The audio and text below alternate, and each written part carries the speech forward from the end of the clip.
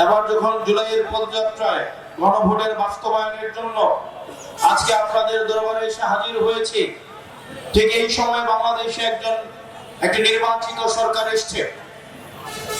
প্রথমত আমরা অন্যান্য সময় দেখেছি 2014, 2018, 2024 সালে নির্বাচন হওয়ার আগে নির্বাচনের ফলাফল বা ভোট চুরি করা হতো।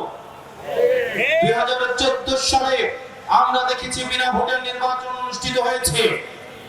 18 সালে মিডনাইট ইলেকশন সংগঠিত হয়েছে, কবর থেকে মানুষ এসে গিয়ে ভোট দিয়ে গিয়েছে, মরা মানুষ এসে ভোট দিয়েছে। 2024 সালে আমরা দেখেছি আমিরামি নির্বাচন হয়েছে।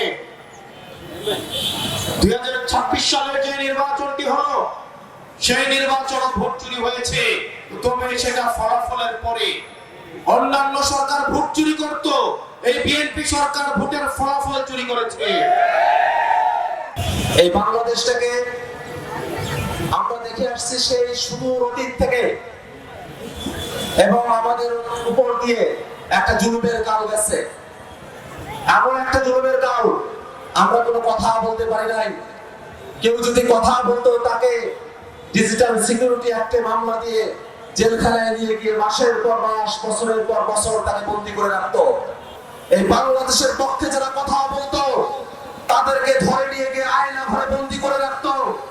এমন ধরনের একটা কঠিন জুলুমের সময় এই বাংলাদেশের মানুষকে অতিক্রম করতে হয়েছে। তারপরে এসেছে 24-এর অভ্যুত্থান, সেই বিপ্লবে বাংলাদেশের লাখো কোটি জনতা তারা অংশগ্রহণ করেছিল এই বাংলাদেশটাকে স্বাধীন করার জন্য। আপনাদের চুয়াডাঙ্গার শাহরিয়ার সবাই জীবন দিয়েছিল, আরো অসংখ্য মানুষের আহত হয়েছিল। অসংখ্য মানুষ এখনো ভালো করে হাঁটতে পারে না, অসংখ্য মানুষ দুই চোখে দেখতে পারে না। অসংখ্য মানুষের আত্মত্যাগের বিনিময়ে আমরা নতুন একটা বাংলাদেশ পেয়েছি।